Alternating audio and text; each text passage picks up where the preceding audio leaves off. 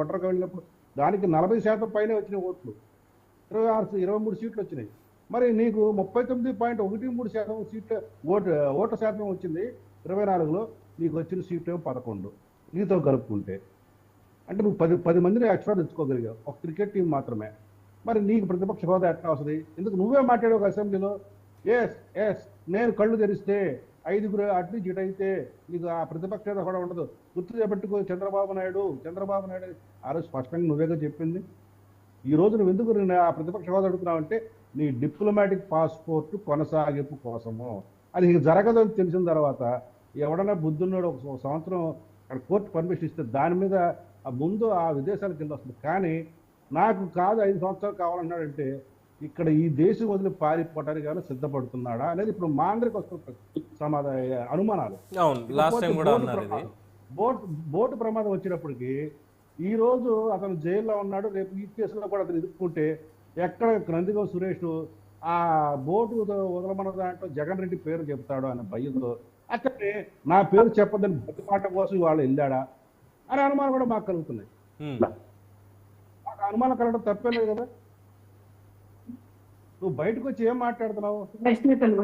పౌష్టికీకరణ పదానికి ఈ రోజు కేసు ఏంటి అన్నావు. కేసు ఏ రోజైనా కేసు ఒకసారి రిజిస్టర్ అయితే ఎఫ్ఐఆర్ కట్టిన తర్వాత దానికి ఎప్పుడైనా లైవ్ లో ఉంచచ్చు. నువ్వు ఆ కేసు పెట్టి అతను అరెస్ట్ చేస్తే అసలు నువ్వు ఎందుకు వస్తున్నావు రాష్ట్రానికి? ఎవడన్నా నేరస్తులు అరెస్ట్ అయితేనో లేదా ఏదైనా శవం కనపడితేనే వస్తున్నావు, ప్రజల యొక్క సమస్యల గురించి రావట్లే. అంటే నువ్వు ఆంధ్ర రాష్ట్రానికి రావాలి అంటే 24 ఎన్నికల తర్వాత ఒక శవమన్నా కనపడాలి, లేదా ఒక నేరస్తులను జైల్లోకి వెళ్ళాలి. అసలు ఇవన్నీ ఎందుకండి? వీళ్ళందరూ తీసుకుని జైల్లో పడేస్తే ఆడ కూర్చొని అక్కడ అసెంబ్లీ అసెంబ్లీ పెట్టుకుంటారు. వీళ్ళు వాళ్ళు అడిచారు కదా సీఎం అని, ఆయన అక్కడ సీఎం పాత్ర పడిస్తారు. వీళ్ళందరూ కూడా మంత్రులు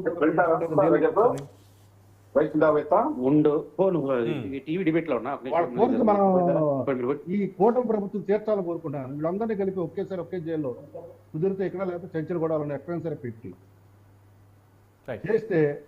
అయితే ఇక్కడ ఇవన్నీ కూడా మనం పరిపాలన పరంగా ప్రసాద్ గారు ఇవన్నీ పరిపాలన పరంగా లేదంటే అన్ని మనం చూసాం, రాజకీయ పరంగా చూసాం. బట్ ఈ ఒక్క మాట అంటే మళ్ళీ 4 ఏళ్ల క్రితం ముగిసిపోయినటువంటి ఒక దాంట్లో ఈ రోజు అరెస్ట్ చేశారు, లేదంటే ఇదన్నారు అదన్నారు అని చెప్పి అన్నటువంటి ఆ మాటను ఏదైతే ఉందో, మరి అప్పుడు జన సైనికులకు బీపీ లేని రాలేదా? అంటే కంపారిటివ్లీ జగన్మోహన్ రెడ్డి గారి కంటే పవన్ కళ్యాణ్ గారికి అభిమాన గణం అనేది చాలా ఎక్కువ. రెండోది ఆయనే చెప్తూ ఉంటారు కుర్రాళ్ళకి మా వాళ్ళకి ఆవేశం ఎక్కువ. కొంచెం ఆ ఆవేశం కూడా ఎక్కడికి పరిమితం చేసుకున్నారంటే గట్టిగా ఏమైనా స్లోగన్స్ ఇవ్వడాలు, లేదంటే బైక్ ఉన్న సైలెన్సర్లు తీసేసి తిప్పడాలు తప్పితే పెద్దంతగా ఏం చేసేవాళ్ళు కూడా లేరు అని అన్నారు. కంట్రోల్ చేస్తే కంట్రోల్ అయ్యేటువంటి వాళ్ళకి కూడా ఎందుకు బీపీలు రాలేదు మరి అప్పుడు? నాకు వాస్తవంగా అందరికన్నా ఎక్కువ బీపీలు ఉంటాయి. కానీ మాకు 2018 నేను లీగల్ సెల్ హెడ్గా ఉన్నప్పుడు 2019 ఎన్నికల ముందు నేను పవన్ కళ్యాణ్ గారి దృష్టికి వైసీపీ సోషల్ మీడియా వాళ్ళు పెడుతున్న అశ్లీలమైన పోస్టులు తీసుకొని చూపించి, సార్ మన వాళ్ళందరూ జన సైనికులు దీని మీద చాలా ఉద్రిక్తంగా ఉన్నారు, కేసులు పెడదాం అనుకుంటున్నాము, మీరు పర్మిషన్ ఇస్తే అంటే అవన్నీ చూసి తీసి చెత్తబొట్టలో పారేయండి. వాళ్ళు మనకు రెచ్చగొడటానికి మన కాన్సన్ట్రేషన్ దెబ్బతీయడానికి వాళ్ళు చేస్తున్నారు. మనం అసలు వీటి మీద ఫోకస్ చేయదు. మనం కేవలం ఎన్నికలు ప్రజల యొక్క మద్దతు ఎలా సాధించాలి దాన్ని పెడతాము. మన వాళ్ళందరికీ కూడా మీరు చెప్పండి, వీటి మీద స్పందించదని, అసలు వీటిని పట్టించుకోదని. వాడు ఎంత చూసినా కుదిరితే మీరు కేసులు పెట్టండి, కేసులు వాళ్ళు పోలీసులు రిసీవ్ చేసుకోకపోయినా మీరు పట్టించుకోనక్కర్లేదు. మీరు మన ప్రభుత్వం వచ్చేవాడు మనం చూద్దాము, వాళ్ళు సరైన గుణపాఠం చట్టబద్ధంగా నేను చెప్దాము అని చెప్పి ఆ రోజు మాకు చెప్పారు. అదే పద్ధతి నేటి కూడా కొనసాగుతుంది. రైట్. లేదా దీనికి సంబంధించి ప్రసాద్ గారు, దీనికి సంబంధించి వైఎస్ఆర్సీపీ నుంచి రాష్ట్ర రైతు విభాగ ప్రధాన కార్యదర్శి మధుసూదన్ రెడ్డి గారు ఉన్నారు. వారి అభిప్రాయం కూడా ఒకసారి తీసుకుందాం. మధుసూదన్ రెడ్డి గారు నమస్కారం. Sir, before going to debate questions ఇవన్నీ పక్కన పెడితే, జగన్మోహన్ రెడ్డి గారి మీద మీ అభిప్రాయం ఏంటి? మీ వ్యక్తిగత అభిప్రాయం ఏంటి జగన్మోహన్ రెడ్డి గారి గురించి? సార్, జగన్మోహన్ రెడ్డి అనేటువంటి ఒక వ్యక్తి ప్రజల కోసం, ప్రజా పరిపాలన కోసం పుట్టినటువంటి మహనీయుడు సార్. ఎందుకంటే ఈ రోజు జరుగుతున్నటువంటి ఈ 3 నెలల పాలనలో, ఈ రాక్షస పాలనలో ఏ విధంగా తెలుగుదేశం, నేను బీజేపీ, నేను జనసేన అంటూ విభజించి వైసీపీ వాళ్ళని మాత్రం పక్కకి పెట్టి ఏ విధంగా రాక్షసత్వంగా అక్రమ కేసులు బనాయించాలనేటువంటిది ఈ రోజు పాలన చూస్తున్నారు. గత ప్రభుత్వాల్లో పాలన చూశారు. అదే జగన్మోహన్ రెడ్డి గారి పాలన మీరు ఇంతకు ముందు చూసినట్లయితే రాజకీయాలు మధుసూదన్ రెడ్డి గారు, తర్వాత అవసరం లేదు, మధుసూదన్ రెడ్డి గారు. నాకు ఓటు వేయని వ్యక్తి కూడా కాదు సంక్షేమ మధుసూదన్ ఫలాలు రెడ్డి గారు, ఇద్దామన్నటువంటి ఒక నా ప్రశ్న మహత్తరమైనటువంటి వ్యక్తి నా ప్రశ్న మీకు అర్థం కాలేదేమో, మరొక్కసారి రిపీట్ చేస్తాను. నేను ఇక్కడ రాజకీయాలు, పరిపాలన వీటి గురించి నేను అసలు మాట్లాడలేదు, అడగలేదు. నేను అడిగింది మీకు వ్యక్తిగతంగా జగన్మోహన్ రెడ్డి గారి మీద ఉన్నటువంటి అభిప్రాయం ఏంటి? వ్యక్తిగతంగా జగన్మోహన్ రెడ్డి మీద మాకు ఒక నాయకుడిగా, మా నాయకుడిగా మంచి అభిప్రాయం ఉంటుంది ఖచ్చితంగా. ఎందుకంటే ఈ రాష్ట్రంలో ఉన్న ప్రజలందరూ కూడా జగన్మోహన్ రెడ్డి మంచోడే అంటారు. ఎందుకంటే ఈరోజు 40% vote bank, highest party vote bank ఈ దేశంలోనే 6th లార్జెస్ట్ ఓట్ బ్యాంక్ కలిగినటువంటి పార్టీ వైఎస్ఆర్ కాంగ్రెస్ పార్టీ. ఈ ఓట్లన్నీ కూడా జగన్మోహన్ రెడ్డి గారి చరిష్మతో పడ్డ ఓట్లే. జగన్ గారి మానసిక స్థితి, జగన్ గారి మంచి అంకితమయ్యి వాళ్ళకి ప్రభావితం చేసినటువంటి వ్యక్తే. ఈ రోజు మీరు చూసారంటే ప్రతిపక్షంలో ఉన్నటువంటి ప్రతిపక్ష హోదాలో లేనటువంటి జగన్మోహన్ రెడ్డికి జనాలు ఏ విధంగా సంతోషపడాలకు వస్తున్నారు ఒకసారి చూడండి. ఆయన మంచి మనసు కాకుండా ఉంటే ప్రజల యొక్క ఆలోచన విధానాన్ని, ప్రజల కోసం ఎదుటిగా ఉన్నటువంటి వ్యక్తి యొక్క బాగోగులు చూసేటువంటి వ్యక్తి కాకుండా అంతమంది ఈ రోజు జగన్ కోసం ఎగబడే పరిస్థితులు. ఒక లీడర్ గా నేను వైఎస్ఆర్ కాంగ్రెస్ ఒక లీడర్ గా నేను చెప్పేది ఏంటంటే, జగన్మోహన్ రెడ్డి గారు వైఎస్ఆర్ కాంగ్రెస్ పార్టీ లీడర్స్ ను కూడా పక్కన పెట్టి ప్రజా సంక్షేమం కోసం బతికెట్టారు. ఆయన పర్సనల్ జీవితాలకు వెళ్తే ఎక్కడ కానీ ఒక మార్పు లేనటువంటి, ఒక చిన్న డాట్ లేనటువంటి ఒక white paper sir Jaganmohan Reddy గారు. ఎక్కడ కానీ ఆయన అక్రమాలు, అన్యాయాలు ఆయన పైనటువంటి కేసులు కూడా ఆ రోజు కాంగ్రెస్ పార్టీ సుమోటోగా తీసుకొని ఏ ఒక్కరికి కూడా నాకు జగన్మోహన్ రెడ్డి అన్యాయం చేశాడు. కేసుల సబ్జెక్ట్ మనం వెళ్ళొద్దు, మనం దాన్ని టచ్ చేయొద్దు. ఇక్కడ జగన్మోహన్ రెడ్డి వ్యక్తిత్వం గురించి మీ దగ్గర నుంచి తెలుసుకోవాలని ఒక పాయింట్ అయితే, ఇప్పుడు డిబేట్ లోకి వెళ్తే జగన్మోహన్ రెడ్డి ఓడిపోవడానికి మీరు చెప్పింది చూస్తే ప్రజల కోసం, ప్రజల సంక్షేమం కోసం కష్టపడేటువంటి వ్యక్తి జగన్మోహన్ రెడ్డి అయినప్పుడు, నిర్ణయాలు కూడా అలాగే తీసుకున్నప్పుడు, ఆయన తీసుకున్న నిర్ణయాల్లో మైనసా, లేదంటే జగన్మోహన్ రెడ్డి పక్కన పెట్టుకున్నటువంటి మీ పార్టీ నేతలు, సలహాదారులు వీళ్ళు చేసినటువంటి అఘాయిత్యాలు, వీళ్ళు చేసినటువంటి అన్యాయాలు, అక్రమాలు, వీటి వల్ల జగన్మోహన్ రెడ్డి ఓడిపోయి 11కి మిగిలాడంటారా?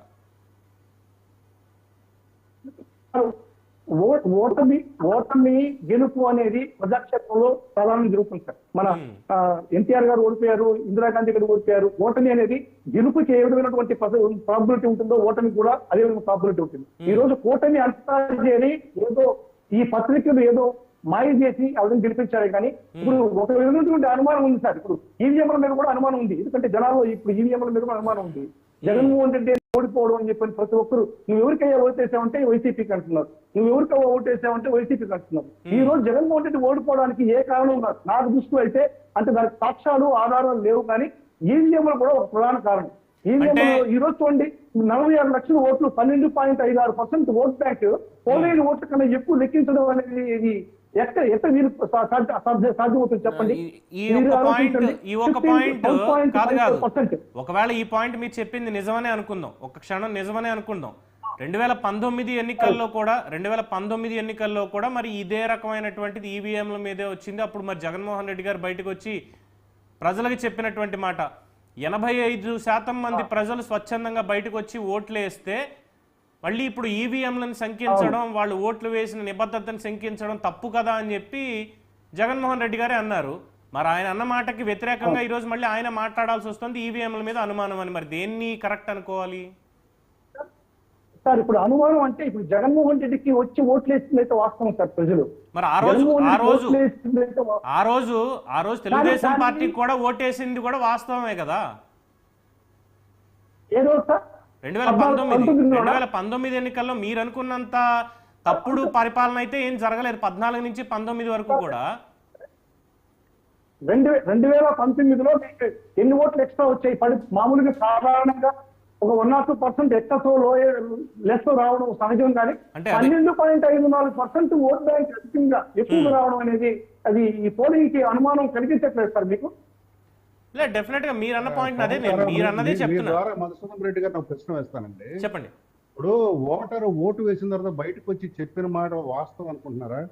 ఏమో మళ్ళీ జగన్ రెడ్డి ప్రభుత్వం వస్తుందేమో, మనం తెలుగుదేశానికి వేసినా లేదా కూటమికి వేసినా మళ్ళీ జగన్ రెడ్డి వస్తే మనల్ని ఇబ్బందులు పెడతాడేమో అని అబద్ధం చెప్పుండొచ్చు. మీకే ఓటేసాం అది పట్టుకొని దాన్ని ప్రామాణికంగా తీసుకొని ఈ ఈవీఎంలుగా ఓట్లు సరే, అది ఒక పాయింట్. జనసేన నేత ప్రసాద్ అనుకుంటా, ప్రసాద్ గారు అనుకుంటా. మీకు ఆ మాత్రం ఓటింగ్ కొంతమంది అన్నారు మిమ్మల్ని. సరే, ఈవీఎం డిస్కషన్ పక్కన పెట్టేద్దాం. మేము కూడా దాన్ని ప్రధానంగా చూసుకోవట్లేదు. అది పక్కన పెట్టేద్దాం. 4% ఎక్స్ట్రా 40 లక్షల ఓట్లు, 40 లక్షల ఓట్లు ఎక్స్ట్రా వచ్చింది వాస్తవమా కదా సార్? 45 lakhs. ఇప్పుడు కూటమి ప్రభుత్వానికి, జగన్మోహన్ రెడ్డి ప్రభుత్వానికి మధ్య ఉండేటువంటిది. హలో, అలా కాదండి. మీరు చాలా మంది ఉన్నారు సార్. హైకోర్టుకి పోతే 45 రోజులు చేస్తూ ఉండాల్సినటువంటి వీవీప్యాట్లని 10-15 రోజుల్లో వాటిని నాశనం చేయడం అనేది ఎంతవరకు సమంజసం? దీనికి అనుమానం ఇంకా కోర్టులో ఉంది కాబట్టి మధుసూదన్ రెడ్డి గారు కోర్టులో ఉంది కాబట్టి రేపు ఆ వివరాలన్నీ బయటకు వస్తాయి. కోర్టులో ఉంది కాబట్టి బయటకు వస్తాయి. అదొక్కటే కాదు, ఇందాక అడిగినట్టు జగన్మోహన్ రెడ్డి గారు ఓటమికి సరే ఇప్పుడు ఈవీఎంలను పక్కన పెడితే ఆయనంతటా ఆయన తీసుకున్న నిర్ణయాలు అని నేను అనుకోను. కానీ ఆయన పక్కన పెట్టుకున్నటువంటి మనుషులు, సలహాదారులు కావచ్చు, మంత్రులు కావచ్చు, మిగతా నాయకులు కావచ్చు, తీసుకున్నటువంటి నిర్ణయాలు కావచ్చు, వీటి వల్ల ఓడిపోయారు అనడంలో